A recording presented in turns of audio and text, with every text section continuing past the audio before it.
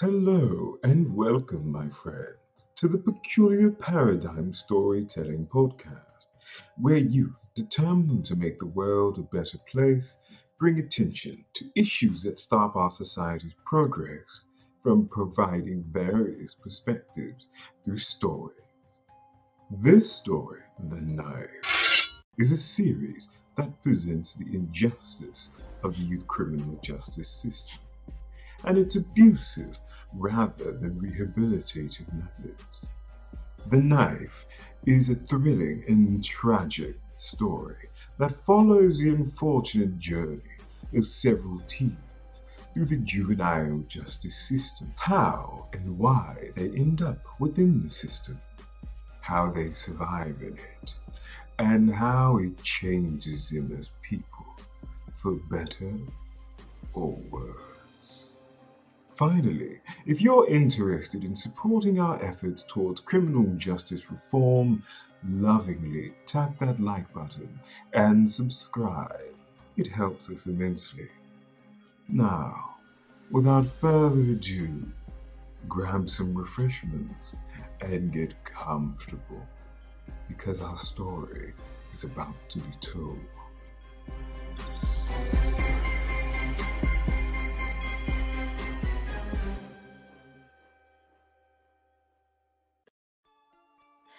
I can't believe what she did. I can't believe. What was she thinking? Was she serious? Did that just happen? My feet are faintly sore from how much I've been walking, but the pounding of my heart helps me ignore the feeling.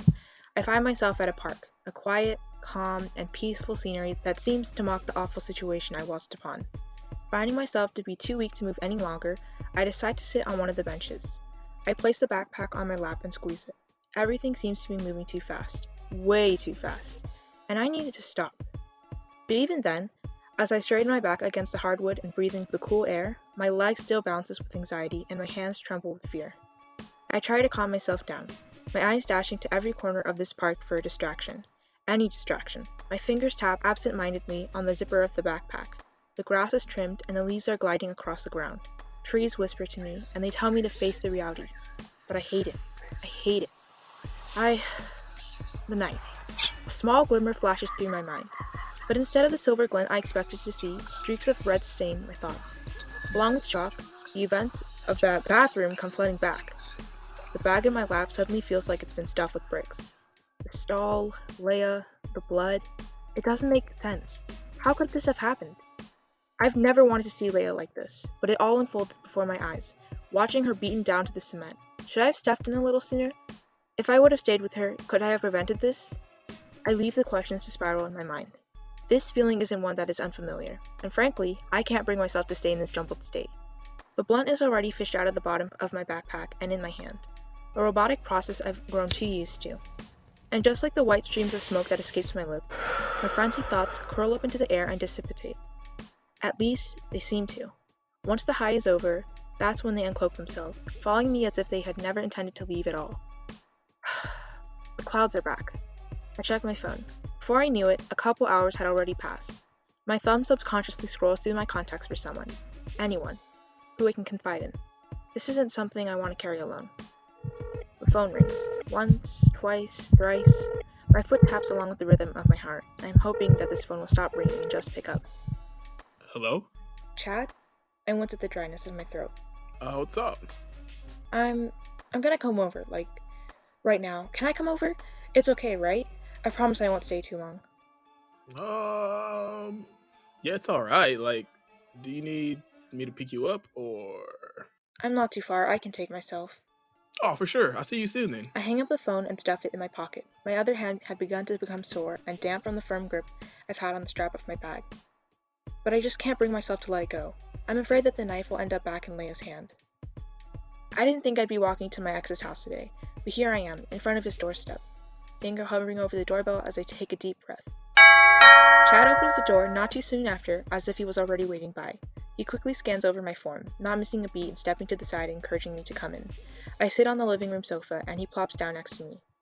You look like you've seen better days. You also smell zooted. Not the time, Chad. What? I'm just being honest, though. His eyes trail down to my hand. Before I get to let out a sigh, he interjects. What's that? He quickly stands up and takes a step back. Stop freaking out because then I'm going to freak out. Lower your voice and just. I shake my head, the exhaustion finally hitting me. Chad bites his lip. He gives a hesitant but understanding nod and returns to his spot by my side. I can't blame the cautious look on his face as much as it agitates me. I'm sure he didn't expect me to walk into his house with a bloody grip on Lieah's backpack. If there was one thing I missed about Chad, it was how much patience and space he gave me. It takes me a while to start talking again, as I found it hard to know where to even begin, but he sits quietly and looks attentively. When I do speak, all the horrible memories of that bathroom come back, striking my mind even harder than they did at the park. I have to pause every now and then, feeling the bile once again rise to my throat. I feel a pang in my heart with each detail I recall.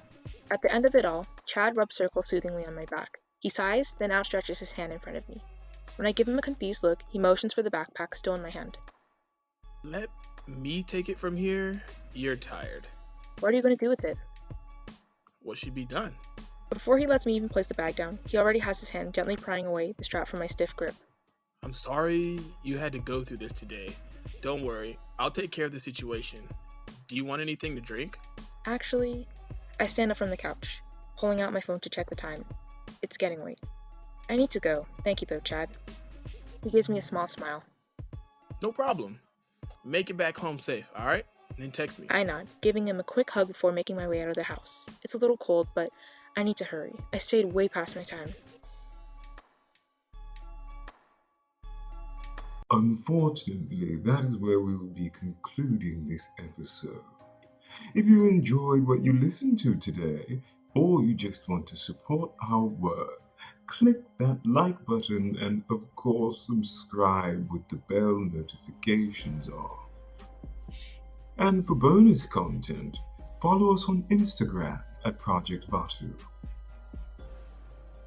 And if you're curious and want to see where this story goes next, come back next week, the same time. We'll be waiting.